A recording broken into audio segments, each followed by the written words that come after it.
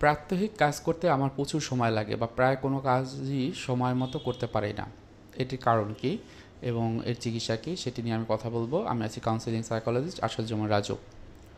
খুবই গুরুত্বপূর্ণ একটি বিষয় এটি, যার ভিতরে কাজ করে তার কিন্তু তীব্র অ্যাংজাইটি বা স্ট্রেস কাজ করে, এবং এই ক্ষেত্রে তারা কিন্তু এর সলিউশন চায়, কারণ এই প্রবলেমটি তাদের ব্রেনের কারণে হয়ে থাকে, অর্থাৎ ব্রেনের বিভিন্ন রকম নিউরো ট্রান্সমিটারের কারণে হয়ে থাকে। তো এর প্রথমেই আমি একটু বলি যে আসলে কারণটা কী। তার সব কিছুতে বেশি সময় লাগে এবং অনেক সময় তার কাজগুলো ঠিকমতো করতে পারে না। কারণ কি? আমরা বলি ওসিডি বা অবসেসিভ কম্পালসিভ ডিসঅর্ডার, বাংলা বলা হয় সূচিবায়ু। এই সূচিবায়ু অনেকের ভিতরেই থাকে। অনেকে মনে করে এটা ঠিক হয়ে যাবে, অনেকে এটা নিয়ে গর্ববোধ করে, মনে করে যে এটা তার সব কিছু ক্লিন রাখে, তার মানে সে পরিষ্কার পরিচ্ছন্ন, সে মেয়ে ভালো বা সে ছেলেটি খুবই ভালো, পরিষ্কার পরিচ্ছন্ন থাকে। কিন্তু এই যে বিষয়টি অনেক ক্ষেত্রে ওই ব্যক্তি হাইড করে যে এটি না করলে তার ভিতরে অ্যাংজাইটি কাজ করে। এর যদি প্রপার ট্রিটমেন্ট না থাকে, এর দ্বারা আরও বড় রকমের বিভিন্ন রকমের সাইকোলজিক্যাল যে ডিসঅর্ডার সেগুলো কিন্তু তাদের ভিতরে গ্রো করতে পারে। তাহলে চলুন যে এটি কেন হয়। আপনি দেখবেন যে যার ভিতরে এটি থাকে তার প্রতিবেশী আত্মীয় স্বজনের অনেকে এইটা নিয়ে মানে হাস্যরস করে, যেটা তার অ্যাংজাইটি লেভেলটা আরও বাড়িয়ে দেয়, যেটা মেনটেনিং ফ্যাক্টর। এবং এর পিছনে যেটি থাকে জেনেটিক্যাল কারণ, অর্থাৎ বাবা মা বা আত্মীয় স্বজনের ভিতরে থাকতে পারে, বায়োলজিক্যাল কারণ থাকতে পারে। অনেক ক্ষেত্রে বলা হয় তার ভিতরে ট্রমা বা মানসিক কষ্ট, পীড়া, মানসিক আঘাত এগুলো থাকতে পারে। অনেক সময় দেখা যায় যে শিখেছে যে কোনো একটি কাজ করতে গেলে একটু সময় লাগে করতে হয়, হয়তো আইডিয়াল হিসেবে যে ছিল বাবা অথবা মা, সে সব কাজ কিছুই করতো, আস্তে আস্তে করতো, বা কোনো একটা কাজ করতে গেলে বেশি সময় নিত, সে ওইটা দেখে দেখে শিখেছে। এছাড়াও আমরা যখন আমাদের কাছে আসে তখন আমরা তার পাস্ট এক্সপিরিয়েন্স কী সেটা একটু আইডেন্টিফাই করার চেষ্টা করি, অর্থাৎ তার বয়সের 0 থেকে 7 বছর পর্যন্ত কেমন ছিল, যদি অনেকে মনে করতে পারে, অথবা 7 থেকে 12 বছর পর্যন্ত, 12 থেকে 18 বছর পর্যন্ত কেমন ছিল, এই যে ডেভেলপমেন্টগুলো একটু আইডেন্টিফাই করা চেষ্টা করি। বেশিরভাগ ক্ষেত্রেই দেখা যায় যে এই সিমটমগুলো তার বয়স যখন অ্যাডোলেসেন্ট পিরিয়ড, অর্থাৎ এই যে 13 থেকে বা 14 থেকে 18 বছর পর্যন্তই তৈরি হয়, এবং রিসার্চে কিন্তু এটাই দেখা গিয়েছে, এবং বাংলাদেশেও কিন্তু এইভাবেই হয়। আমার ক্ষেত্রে যারা আসছে তাদের ক্ষেত্রে আমি এটাই দেখেছি যে যা এই সময়টায় তারা এই ধরনের ওসিডি বা অবসেসিভ কম্পালসিভ ডিসঅর্ডার হয়ে থাকে। এখন কোনো একটি কাজ করতে গেলে প্রচুর সময় লাগে। অনেকে মনে করে কি এটা প্রোক্রাস্টিনেশন, অর্থাৎ তার ধরন এরকম, তার সব কিছু থেকে যায়।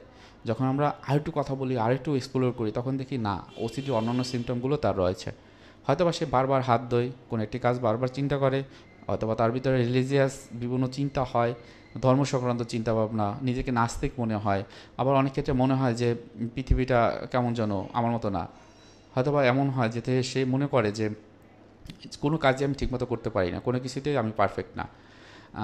এই বিষয়গুলো একটা যখন অনেক বেশি বেড়ে যায় তখন কিন্তু তার ভিতরে সাইকোসিস গ্রো করতে পারে, যদি না সে প্রপার ট্রিটমেন্ট না নেয়। এখন আসেন প্রপার ট্রিটমেন্ট কি। প্রপার ট্রিটমেন্ট দুইটি।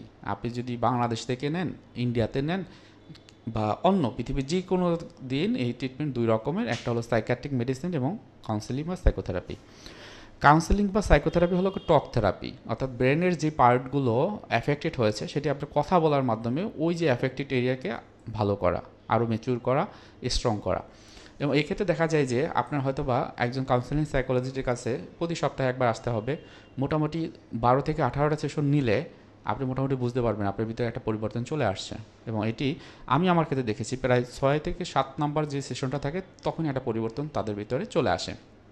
এবং 8 থেকে 10টা সেশন হয়ে গেলে তখন তারা কিন্তু বলতে থাকে যে আমি এত% ভালো আছি, 60-70% একদম ভালো আছে, যে অস্থিরতাটা সেটি নেই। সো আপনারা যদি প্রপার ট্রিটমেন্ট নেন, আপনারা কিন্তু এখান থেকে উঠে আসতে পারবেন। এবং এই ট্রিটমেন্টটা আমি যেটা বললাম যে কাউন্সেলিং বা সাইকোথেরাপি এবং মেডিসিন। এবং আপনার প্রবলেমটা যদি অল্প দিনের জন্য থাকে, হয়তো বা কিছু দিন, 2 মাস বা 3 মাস, সেক্ষেত্রে আপনি একজন কাউন্সেলিং সাইকোলজিস্টের কাছে যেতে পারেন। এবং সেক্ষেত্রে মাইল্ড টু মডারেট থাকলে দেখবেন যে খুবই সহজে ইম্প্রুভ হবে। যদি প্রবলেমটি অনেক দিন ধরে থাকে এবং অনেক বেশি অ্যাংজাইটি থাকে, সেক্ষেত্রে অবশ্যই একজন সাইকিয়াট্রিস্টের কাছে আপনাকে যেতে হবে, এবং সে প্রথমে ইনিশিয়াল ডায়াগনোসিস করার পর সেটি আপনি দেখবেন। এখন আপনি নিজে নিজে কী করতে পারেন সেই সম্পর্কে আমি একটু বলতে চাই। অনেক কাজেই তো আমাদের অনেক সময় লাগে, যদি একটু সময় লেগে যায় তাতে সর্বোচ্চ ক্ষতি কী একটু ভেবে দেখেন তো, নিজে নিজে একটু ভাবেন না? বরং স্ট্রেসটা না হয় যে আমার কাজগুলো একটু আমি স্লো করি, এটা যদি আপনি ভাবেন তাহলে কি হয়, আপনার মনের ভিতরে যে চিন্তাটা সেটি কি একটু আইডেন্টিফাই করেন, লিখে ফেলেন। এবং ওর পিছনে অনুভূতিটা কি, অস্থিরতার কি অনেক বাড়ে নাকি অনেক কমে? আপনার ভিতরে কি নিজেকে হীনমন্যতা বোধ নিজের ভিতরে কাজ করে, অপরাধবোধ কাজ করে, বিরক্ত হন, একটু রাগ হন, এগুলো একটু লিখে ফেলেন। এবং অল্টারনেটিভলি কী চিন্তা করতে পারেন যে আমার এই কাজটা একটু দেরি হয়ে গেছে, তাতে কী বা ক্ষতি হতে পারে, সর্বোচ্চ ক্ষতি কী সেটা একটু আইডেন্টিফাই করতে পারেন। সময় মতো কাজ করতে পারেন না, তাহলে আপনি একটা ফিক্স করেন টাইম, যে এই টাইমের ভিতরে করে ফেলবো, একটু লিখে ফেলেন, একটা ফ্ল্যাশ কার্ড রাখেন অথবা ফোনে অ্যালার্ম দিয়ে রাখতে পারেন যে এই কাজটার জন্য আমার এত মিনিট নির্দিষ্ট। তাহলে এই কাজগুলো আপনার কগনিশনের কাজ। এছাড়াও অন্যান্য সিবিটি বিভিন্ন থেরাপির টেকনিক আছে যেটা আমরা অ্যাপ্লাই করি, সেটি অনেক ক্ষেত্রে আপনি হয়তো বাসাতে করতে পারবেন না, অবশ্যই একজন প্রফেশনাল হেল্প নিতে হবে। সো আপনার জায়গা থেকে এটা আপনি প্র্যাকটিস করেন, দেখবেন যে আপনার একদম সুস্থ হয়ে যাবেন। কারণ এর আগেও আপনার বিভিন্ন রকম ভিডিও আমাদের এই চ্যানেলে রয়েছে, আপনি সেখান থেকে দেখতে পারবেন যে অনেকেই আছে যারা হচ্ছে যে ওপেনলি বলছে যে তারা এখন ভালো আছে। যেমন এই ওসিডির ভিতরেই দেখা যায় 1 মাস 24 দিনেও অনেকে ভালো হয়ে গেছে। আমরা জানি যে ডক্টর রশিদুল হক স্যার এই যে ওসিডির উপরে অনেক বছর ধরে কাজ করছেন, এবং আমারও যদি কথা বলি যে আমার যে এমফিলের রিসার্চ সেটি কিন্তু ওসিডি বা অবসেসিভ কম্পালসিভ ডিসঅর্ডারের উপরেই, এবং সেক্ষেত্রে এমইএসটি অর্থাৎ মেমোরি স্পেসিফিসিটি ট্রেনিং নিয়ে আমি আসতেছি।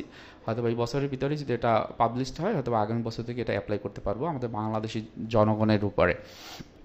এবং একটা জিনিস মনে রাখেন যে এই যে সময় মতো কাজ করতে পারেন না, তার মানে কোনো কাজে আপনি কিন্তু স্পেসিফিক না, আবার ওভার জেনারেলি আপনি সব কিছু করে ফেলেন।